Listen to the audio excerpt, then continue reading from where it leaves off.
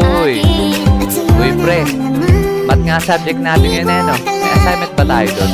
Okay naman dyan. Wala tayong assignment dun. Guys, nandyan na si ma'am. Ay! Ay! Oh, sino na nagkakrush sa teacher dyan? Kaway-kaway. Wow! Okay, class, nakapag-ready na ba kayo ng sarili nyong isosolve na problem? Sinabi ko na sa inyo yan nung last meeting natin na sa Blackboard nyo isosolve yan para ma-share sa inyo mga kaklase. Okay, dahil dyan mabunot ako sa index card. Rio, ma'am, present, never absent. Nandyan ka na pala. Meron ka na bang isosolve na problem? Yes, ma'am.